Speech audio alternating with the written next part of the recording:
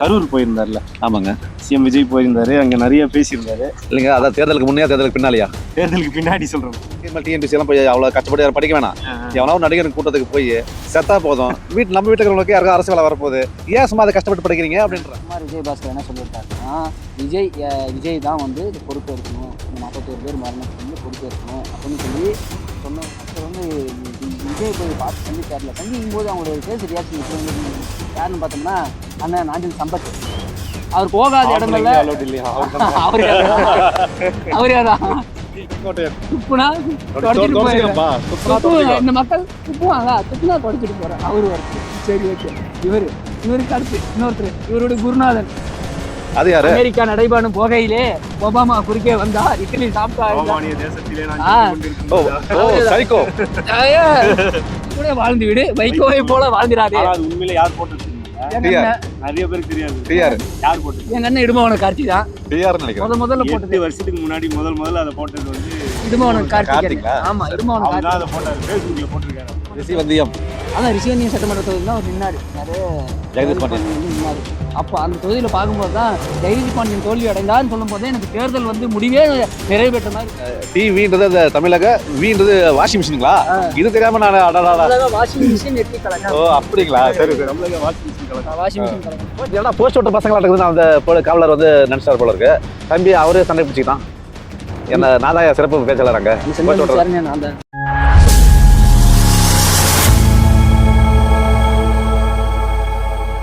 அனைவருக்கும் வணக்கம். இன்னைக்கு நம்ம கிருஷ்ணகிரி மாவட்டத்துக்கு வந்திருக்கோம். பொதுவாக நம்ம வந்து மொட்டை மாடி பாலிடிக்ஸ் பேசுவோம். இப்போ வந்து மலை மேலே உட்காந்து பாலிடிக்ஸ் பேச போகிறோம். இது ஒரு டேம், பின்னாடி ஒரு டேம் இருக்கு. வாங்க நிகழ்ச்சிக்குள்ள போகலாம். அண்ணா வணக்கம். வணக்கம் பாலா, சொல்லுங்க. ஆனால் சமீபத்தில் வந்து கரூர் போயிருந்தார்ல. ஆமாங்க. சிஎம் விஜய் போயிருந்தாரு, அங்கே நிறைய பேசியிருந்தாரு. இல்லைங்க, அதான் தேர்தலுக்கு முன்னே தேர்தலுக்கு பின்னாலியா? தேர்தலுக்கு பின்னாடி சொல்றேன். சரிங்க சரி. அரசு வேலை எல்லாம் கொடுத்தாங்க. அதை பத்தி நீங்க என்ன நினைக்கிறீங்க? அதான் என்ன நினைக்கிறேன்னா, அரசு வேலை படிக்கிறதுக்கு இனிமேல் டிஎன்பிசி எல்லாம் போய் அவ்வளோ கஷ்டப்பட்டு யாரும் படிக்க வேணாம். எவனோ நடிகர் கூட்டத்துக்கு போய் செத்தா போதும், நம்ம வீட்டுக்கு யாருக்கும் அரசு வேலை வரப்போகுது, ஏன் சும்மா அதை கஷ்டப்பட்டு படிக்கிறீங்க அப்படின்னு தான் இப்போ அவரு சொல்ல வராரு. ஏன் கஷ்டப்படுறீங்க, எளிதாக வேலை கிடைக்கும் போது அப்படி அதை பயன்படுத்திக்கங்க அப்படின்ட்டு சொல்ல வராரு. இது எப்படி இருக்குதுன்னா, கொஞ்சம் நம்ம இதை கொஞ்சம் இது நுட்பமாக பார்க்கணும். என்னன்னா, இப்போ இந்த இடைத்தேர்தல் வந்து வரப்போகுது. குறிப்பாக வந்து கரூர்ல இவர் யாரு இருக்காரு? செந்தில் பாலாஜி இல்ல, செந்தில் பாலாஜி திமுக இருக்காரு. கரூர்ல எம்ஆர் விஜய் பாஸ்கர். எம்ஆர் விஜய் முன்னாள் போக்குவரத்து துறை அமைச்சராக இருந்த அதிமுக எம்ஆர் விஜய் பாஸ்கர் வந்து இப்போ வந்து இணைஞ்சிருக்காரு. இதே எம்ஆர் விஜய் பாஸ்கர் என்ன சொல்லியிருக்காருன்னா, விஜய் தான் வந்து இது பொறுப்பு இருக்கணும், இந்த 41 பேர் மரணத்துக்கு வந்து பொறுப்பு இருக்கணும் அப்படின்னு சொல்லி சொன்னவர். அந்த ஜூனியர் பத்திரிகை கூட அவர் வந்து எழுதியிருக்காரு. யார்? விஜயபாஸ்கர் எழுதியிருக்காரு. இப்போ எனக்கு என்ன ஒன்றுனா, அந்த விஜயபாஸ்கர் வந்து விஜய் போய் பார்த்து சந்திச்சார்ல, சந்திக்கும் போது அவங்களுடைய ஃபேஸ் ரியாக்ஷன் எப்படி இருந்துருக்கு நீங்க நினைக்கிறீங்க? எப்படி இருக்குன்னு நான் சொல்றேன் பாருங்க. வைகோ என்ன பண்ணாரோ அதான் எம்ஆர் விஜய் பாஸ்கர் பாருங்க. அந்த கூட்டத்தை பாருங்களேன், மொத்தம் அந்த கூட்டத்தை பாருங்க. இன்னைக்கு அவங்க ஜெயிச்சிட்டாங்க, அது இல்லைன்னா யாரும் மறுக்க முடியாது, நானே மறுக்க முடியாது, அவர் தான் முதலமைச்சர், அதெல்லாம் மறுக்க முடியாது. ஆனா அந்த கூட்டத்தில் இருக்கிற ஒருத்தரா நீங்க பாருங்க. நம்பர் 1 யாருன்னு பார்த்தோம்னா அண்ணன் நாஞ்சில் சம்பத். அவர் போகாத இடங்கள்ல அவரே தான் செங்கோட்டையன் துப்புனா தொடச்சிட்டு போயிடுறேன். இந்த மக்கள் துப்புவாங்க, துப்புனா தொடச்சிட்டு போறேன் அவரு ஒருத்தர். சரி, ஓகே. இவருக்கு அடுத்து இன்னொருத்தர், இவருடைய குருநாதன். அது யாரு? அமெரிக்கா நடைபெறும் போகையிலே ஒபாமா குறுக்கே வந்தா இட்லி சாப்பிட்டா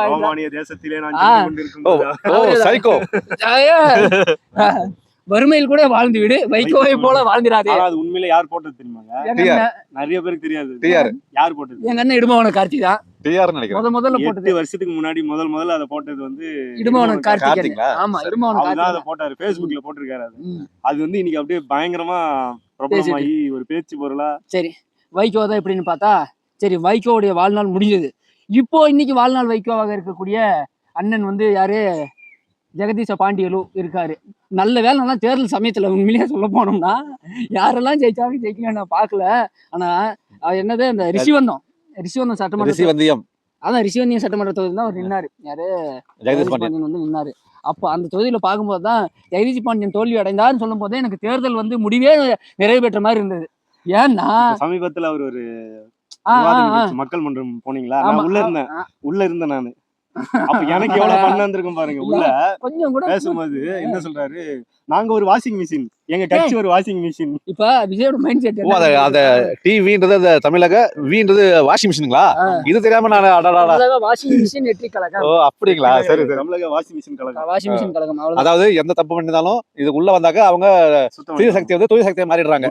இருந்தாலும் காரியம் இருந்தாலும் சுத்தப்பட்டு. ஐயா இதை நீங்களும் நானும் சொல்லலாம். ஏன்னா தமிழக இது வாஷிங் மிஷின் கழகம் சொல்லலாம், அவங்க ஒரு வாஷிங் மிஷின் சொல்லலாம், யார் சொல்லலாம், நீங்க சொல்லலாம், நான் சொல்லலாம், இவர் சொல்லலாம், யார் வேணாலும் சொல்லலாம். ஆனா அந்த கட்சியில போய் அந்த கட்சியிலேயே சேர்ந்து அந்த கட்சியிலேயே சீட்டு வாங்கி அந்த கட்சியிலேயே யாரு கல்வித்துறை அமைச்சராக இருக்கக்கூடிய ராஜ்மோகனுக்கு வந்து ஆபீஸ் பாயா இருக்கிற அண்ணன் ஜெகதீஷ் பாண்டியன் எப்படி சொல்றாருன்னு எனக்கு தெரியல. கொஞ்சம் வாஷிங் மிஷின் அது கூட இல்லாட்டி இல்லைங்க, அதுக்கு வேணும் ஒரு சிரிப்பாரு பாருங்க கூச்சமே இல்லையா கொஞ்சம் கூட. அவன் தலைமையில கொடி கம்பமே விழுந்துச்சு, அதெல்லாம் நாங்க மறக்கல பாக்கல நினைச்சீங்களா? சொல்றீங்க டிவி. ஆமாங்க, கொடி கம்பம் கரெக்டா விழுந்தது மண்ண மேல. அதெல்லாம் எப்படி இருக்கு பாருங்க ஒரு சகுனம், அதெல்லாம் ஒரு மாதிரி ஒரு இதாதான் இருக்குங்க. அதாவது கொஞ்ச நேரத்துக்கு முன்னாடி வந்து அவரு நாம் தமிழ் கட்சி விமர்சிச்சுட்டு போறாரு, போயிட்டு வரும்போது டம்முன்னு இது தலைமையில. அப்போ தலைவர் தேச தலைவர் ஞாபகம் தான் வந்தது. இல்ல சொல்லிட்டு நீங்களே கட்சி இல்ல அந்த அந்த அந்த கூட்டத்தோட ஹைலைட் என்ன தெரியுங்களா? எல்லாரும் பாத்தீங்களான்னு தெரியல, அவர் தலைமையில ஜெகதீஷ் பாண்டியன் தலைமையில கம்பம் விழுந்துரும். நானும் சம்பத் பேசிட்டே இருப்பாரு, உங்க கடமை என்னடா கொஞ்சம் கூட மனிதாபிமானம் இல்லையாடா உனக்கு? டிவி பார்த்துட்டு கம்பம் விழுந்துருச்சா? சரி சரி, நான் என்னோட வேலை பேசுறது, பேசிட்டு போறேன் அப்படின்ற மாதிரி. புரித சம்பளத்துக்கு வேலை செய்யணும்ல, அவரு வேலையில சின்சியரா இருக்காரு. இப்ப அவர் பார்க்கவே முடியலங்க எங்குமே, எந்த கூட்டத்திலுமே பார்க்க முடியல. அவரா அம்பலையே அலோடு இல்லையா அவரா? ஐயோ அவர் எல்லாம் என்ன சொல்றது இவங்கெல்லாம். அதாவது எப்படி சொல்றது, இந்த தமிழ் திரைப்படத்துல இருந்து அதாவது எப்படி சொல்றது, விஜய் வந்து வெளியேறிட்டாரு, அதுக்கான வெற்றிடம் இருக்குன்றாங்க. அது வெற்றிடம் அங்க வெற்றிடம் இருக்கோ இல்லையா தெரியல. தமிழக திரைப்படத்துல இருந்து தமிழ் திரையுலகில் நகைச்சுவைக்கான ஒரு அந்த வெற்றிடம் எங்க திரையுலகத்துல வெற்றி அந்த காலியா இருக்கு. தமிழக வெற்றி கழகத்துல முழுமையா இருக்கு. நீங்க தினமும் பாருங்க, இந்த ஒவ்வொரு அமைச்சரும் பண்றது பாருங்க. அந்த அம்மா யாரு கீர்த்தனாங்க, தொழில்துறை. ஆமா நீங்க பாத்துக்க, அவங்கள பாரு சூனா ஒரே சூதான்னு வந்துட்டு சுற்றுச்சூழலையும் ஒரே சூனால ஆரம்பிக்குதுன்னு சொல்லிட்டு சொல்லிட போறீங்க. அந்த அம்மா போய் இங்கிலீஷ் பேசுது பாத்தீங்களா? தப்பா இங்கிலீஷ் நாங்க பேசுவாங்க, அதான் தப்பா தாங்க பேசுறேன், அதையா சரியா பேசிட்டு அப்படின்னாக்க என்ன அர்த்தம்? எங்க உங்க ஃபாதர்னு கேக்குதா? எப்படிங்க அது? எங்க உங்க அப்பான்னு கேக்குதா? எனக்கு என்ன பண்றாரு அப்படிங்களா? அதுக்கு கேள்வி அது இல்லையே. அதாவது எப்படி சொல்றது, இதை வந்து ஏன் போய் குழந்தைங்க கிட்ட கேட்க கூடாது, அந்த ஒரு பேசிக் காமன் சென்ஸ். ஏங்க நாங்க ரீல்ஸ் பைத்தியம், ரீல்ஸ் போறதுக்கு ஏதாவது பேசுவோம், அதை நீங்க தப்பா பெருசா எடுத்துக்கிறீங்க. கொஞ்சம் கூட அந்த அதாவது எப்படி சொல்றதுன்னா, இது வரைக்கும் இந்த அதிமுக திமுக இவங்கெல்லாம் கூட இந்த அமைச்சர்கள்லாம் கூட யாரும் இந்த மாதிரி உள்ள போய் உயர்கல்வித்துறை அமைச்சரோ இல்லை பள்ளி கல்வித்துறை அமைச்சரோ போயிட்டு இந்த மாதிரி ஒரு பள்ளிக்கூடத்துல போய் காணொலி பதிவு பண்ணதை நம்ம இது வரைக்கும் பார்க்கல. ஆனா இவங்களுடைய அட்டுழியம் தாங்க முடிய மாட்டேங்குது. அமைச்சர் கூட விடுங்க, கட்சிக்காரன் போறாங்க உள்ள ஆய்வு பண்றேன்னு போன்றான் முட்டை. கட்சிக்காரன் உறுப்பினர்கள் கூட எல்லாம் கிளம்பிட்டு இருக்கிறானுங்க. அதாவது அந்த இதுக்கு முன்ன கட்சியில பள்ளி மட்டும் கை வைக்க மாட்டான். என்னன்ட்டு சரி ஸ்கூல் பசங்களை அதுக்கு என்ன விடுறா, அந்த பசங்களுக்கு ஓட்டு இல்ல, அங்க அந்த ஏற்கனவே அதிக வேலை செய்யறவங்க அதிகாரிகள் நம்ம யாரு ஆட்சியாளர்கள் அவங்க கிட்ட வேலை செய்ய போறாங்கன்னு சொல்லிட்டு அப்படி பார்ப்பாங்க தவிர யாரும் பள்ளிக்கூடத்துக்குள்ள யாரும் போக மாட்டான். ஏன்னா அவன் பள்ளிக்கூடம் போற காலத்துக்கே போகல, இப்ப எதுக்கு போகணும்னு நம்ம பார்க்கணும். ஏன்னா படிக்காதவன் நானே அங்க அமைச்சரா இருந்தான் அப்படின்ற மாதிரி தான் இங்க இருக்கும். ஆனா இவங்க படிச்சு ஓரளவுக்கு எல்லாமே படிச்சிருக்காங்க, எல்லாருமே ஓரளவுக்கு எப்படி சொல்றது, ஓரளவுக்கு அந்த படிச்சதுக்கான அந்த மூளையை வந்து பயன்படுத்துறதில்ல, அது வேற விஷயம். ஆனா ஓரளவுக்கு குறைந்தபட்சம் எல்லாமே படிச்சிருக்காங்க. ஆனா இது வரைக்கும் அதுக்கான வேலையை அவங்க எதுவுமே செய்யறது இல்லைங்க ஐயா. அதுதான் உண்மை. விஜய் அவர்கள் வந்து அந்த கரூர்ல மீட்டிங் அப்போ பேசியிருப்பாங்க, நீங்க பாத்துருப்பீங்க. என்னன்னா ஓடு ஓடு ஓடு ஓடுன்னு பேசியிருப்பாருங்க இல்லையா, அதை வந்து விமர்சனமா நிறைய இந்த சமூக வலைத்தளங்களை பார்க்க முடியுது. அவர் வந்து கரூர் சம்பவத்தப்போ ஓடினதை வந்து எடுத்து போடுறாங்க. அது எப்படி பாக்குறீங்க நீங்க? அவர் பாட்டு அவருக்கே கரெக்டா மேட்ச் ஆகுதுன்னு பாக்குறேன். இல்ல இந்த குற்றமுள்ள நெஞ்சும் குறுகுறுன்ற மாதிரி ரொம்ப நாளா மனசுக்குள்ள வந்து தேக்கி வச்சிருந்திருப்பாரு போல. இந்த மாதிரி எல்லாம் ஏதாவது ஐயோ நம்ம தான் இந்த மாதிரி ஓடிட்டோம், ஏன்னா அங்க ஓடினது யாருன்றது தெரியும். இவங்க சொல்றாங்க தப்பு பண்ணது வந்து திமுக, அதாவது இந்த கொலைக்கு வந்து 41 பேர் கொலைக்கு வந்து முழுக்க காரணம் திமுக, என் மேல பழி போடாதீங்க நீங்க வாயில் வயிற்றுல அடிச்சுக்கிறாரு. உண்மையிலேயே அதாவது எப்படி சொல்றாங்க, திமுக காரன் கூட போய் அங்க களத்துல நின்னான். யாரு அவரு செந்தில் பாலாஜியா இருக்கட்டும், எல்லாருமே அங்க போய் அப்ப வந்து அன்பில் இப்ப நம்ம அப்ப தருமபுரியில பொதுக்கூட்டம் நடந்துச்சு, மலைகள் நடந்துச்சு. அந்த சம்பவம் அந்த ஹெட்லைன்ஸ் வரும்போது டிவில வந்து பிரேக்கிங் நியூஸ் வந்துச்சு இல்லைங்க கரூர் இதுல. அப்ப வந்து நம்ம மலைகள் மாநாட்டில் தருமபுரியில இருந்தோம். நம்ம உடனே அதை முடிச்சுட்டு அண்ணா அங்க கிளம்பிட்டாரு. உடனே அழைப்பு கொடுத்து அங்க இருக்கிறவங்களுக்கு எல்லாம் போய் கவனிப்பா, யார் குருதி தேவைப்பட்டா முதல்ல நம்ம பாதிக்கப்படலாம் கவனிங்க அப்படின்னு அண்ணன் சொன்னாரு. அது ஒண்ணு. இந்த விஷயத்துல பார்த்தா அண்ணன் அடிச்சுக்க ஆள் இல்ல, மாண்பு தான். இல்ல அண்ணன் அடிச்சுக்க ஆள் இல்ல. இப்ப அந்த இடத்துல வந்து எங்க அண்ணன் புஷானந்த் போனாரு பாருங்க, அப்ஸ்கேண்டிங் தலைமறைவு. அவர் இல்லைங்க, அந்த உறுப்பினர் கூட எவனுமே இல்லைங்க, யாருமே பிரச்சனை கிடையாது. நீங்க கட்சியில தலைமை தலைமுறை ஆகிறீங்களா பிரச்சனை இருக்கு. வாட்ஸ்அப் குரூப்ல இருந்து தலைமுறை ஆன வாட்ஸ்அப்ல லெஃப்ட் ஆயிருக்காங்கன்னா பாத்துக்கங்க. அதுல இருக்கிறவங்க பிடிச்சிக்கிறாங்கன்னு சொல்லிட்டு அப்படியெல்லாம் பயந்து ஓடிட்டு இன்னைக்கு அவங்க வந்து பாட்டு பாடுறாங்க. ஓடு ஓடு ஓடு, யாரா பாட்டு பாடுறீங்க? இதை பார்க்கும் போதெல்லாம் எப்படி இருக்குன்னா, உங்களை நீங்களே அசிங்கப்படுத்திட்டு அப்ப நாங்களாம் எதுக்குடா இருக்கோம், உங்களை நீங்களே கலாய்ச்சிட்டு அப்புறம் நாங்களாம் இதுக்கு இருக்கோம் அப்படின்ற மாதிரி தான் எனக்கு தோணுது.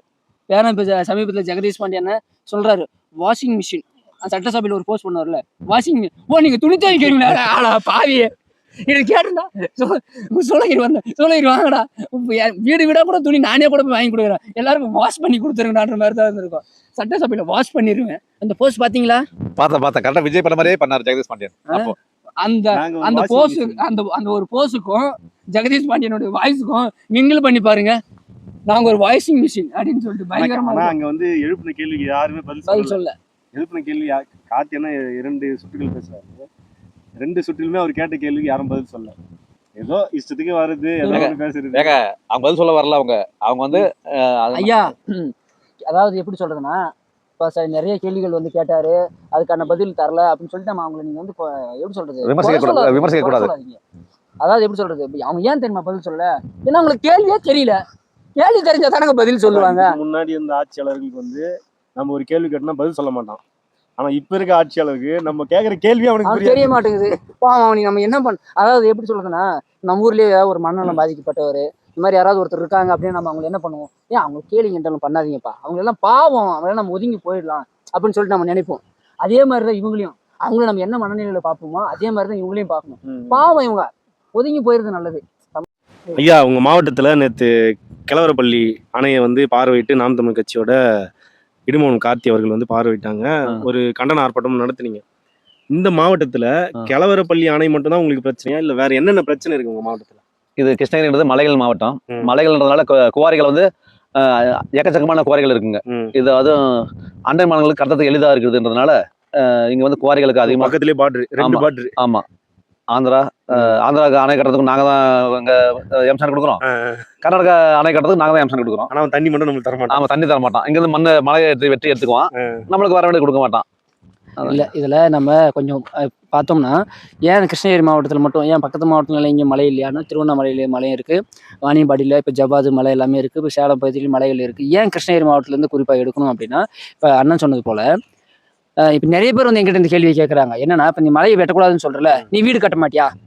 பெரிய விஞ்ஞானி அவன்.